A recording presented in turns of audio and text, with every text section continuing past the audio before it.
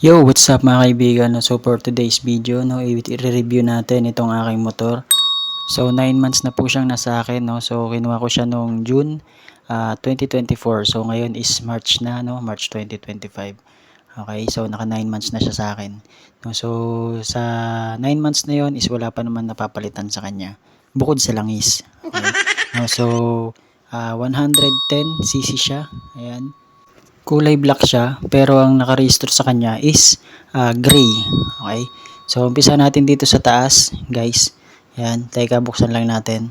Okay, open natin yung kanyang yan, yung dashboard. So, makikita nyo, yan yung kanyang odometer. Okay, so 10,000. And then, naka-signal light pa siya. Yan, nakita nyo. Diyan yung makikita yung odo nyo. Kung ilan na natatakbo. And then, dito sa kanyang left side, ayan, so high and low beam. Tapos, ito, busina, and then, yung signal light. Okay, so yung odometer nyo, ayan, titingnan natin. Oh, diba? 10,000 na. Wala pang gas. Tingnan, wala pang gas. Okay, ayan o, kita nyo naman. Wala pang gas, di pa tayo nakapag-gas eh. Okay, so dito naman yung kanyang push start button. And then yung side mirror niya, yan, dahon type, yan. Okay. So next natin guys is itong, yan yung pinakaharap nyo, di ba? Parang black siya. Pero gray talaga yan. Gray yung nakasulat sa registro niya. Okay. So dito sa baba, ayan, combi brake na siya. So 70% sa likod, then 30% sa harap. Pag nag-brake kayo. Okay. So yan, disc brake yung harapan niya. And then ito yung kanyang gulong. Ang sukat nito ay dito sa kabila. Wala. Ayan. Ayan. So, ang sukat niya ay 90, 80 by 90 yung harapan. 90 by 90 yung likodan. Okay. So, ayan. Ayan yung mga fairings niya. Next natin ito guys. Yan. May charger na siya. Okay, so maganda itong magamit ng mga delivery rider. Okay, so kahit may power bank kayo, may charger pa kayo, di ba? Doble-doble na. Okay, so next natin is itong sa may likodan. Okay, ito yung kanyang muffler cover. Okay, so ito naman guys, ito. Ano yan, dati ano lang yan eh, yung manipis na goma. No, so yan lang yung nakalagay sa kanya dati, yung stock niya. Nilagyan ko lang siya ng matigas para maharangan yung daanan ng ano. Kasi pag umikot yung gulong, yun, pasok doon yung mga dumi sa loob ng makina. Kaya ginawan ko siya ng parang ito, matigas. DIY lang yan guys eh. Okay, so ito yung stock niya. Dinikitan ko lang ng matigas para hindi pumasok yung dumi sa loob. No? Yan. Although meron namang tire hugger. No? So, ayan lang yung kinabit ko muna. Okay. Next, okay, kanyang tail light, ayan. Meron siyang ilaw guys para sa plate number nyo. Okay, ito, nasa taas.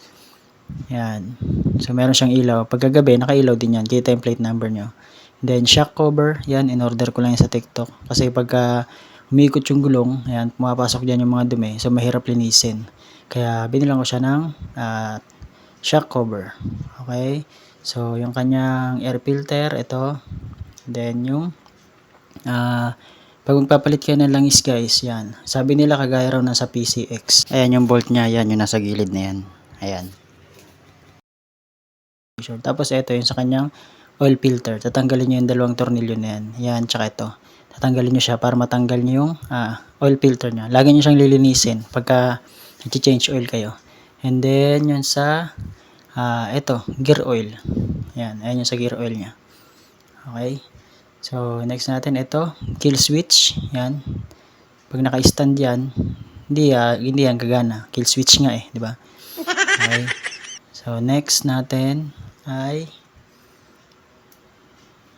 saan na ba tayo? Ito. Yan. Itong upuan. Bubuksan natin yung upuan niya. Okay? Para makita nyo yung loob. Okay? Dito yung pindutan ng seat niya. Ayan. Pag in-open nyo siya guys, ayan. Ito lang yung parang hindi okay kasi open na open siya eh.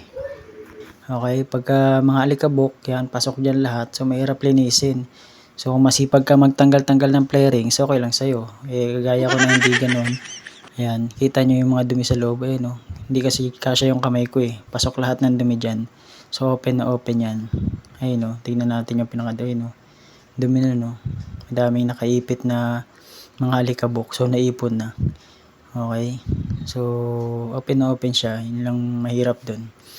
Okay, yung capacity naman ng kanyang compartment, eto. So, kasya ang isang sombrero, normal tools, ayan, mga tools lang, papers nyo, ayan, kasya yan dyan, kapote, syempre, ayan, kailangan nyo yan.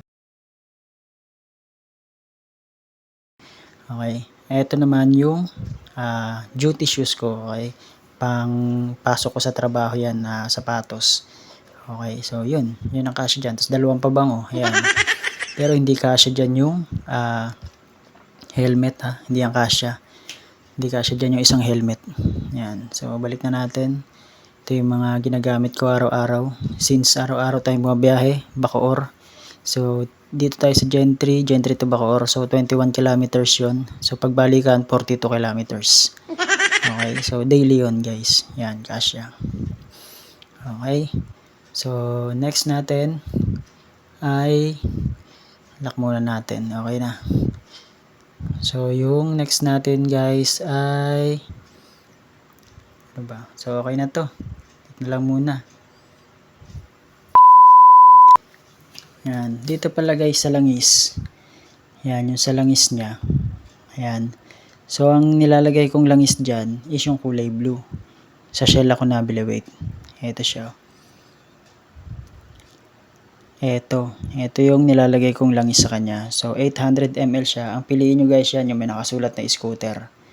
Yan. So, 800 ml siya. Ang nilalagay ko dyan guys is 700 ml lang. Okay. So, may natitira pang 100 ml. Yun, iniipon ko yun. Para kapag nakaipon ako ng 7 change oil. So, ito na yung may pan change oil na ako. Okay. So, ito may laman din to 100 ml. Yan. Yan. So, yan yung ginagamit kong langis sa kanya. Okay. So, alam ko mga sa 300 plus lang isa niyan eh. Okay. So, yan yung kinakarga ko sa kanyang langis. Yan. Balik na tayo dun sa motor. Then, tingnan natin yung manual. Ay, yung sa dipstick na guys, ang nakasulat, ang nilalagay ko is 700 ml, di ba? Ang nakasulat sa kanya dito is 6.5 liter. Wait lang. Yan. 6.5 liter after drain. Yan, di ba?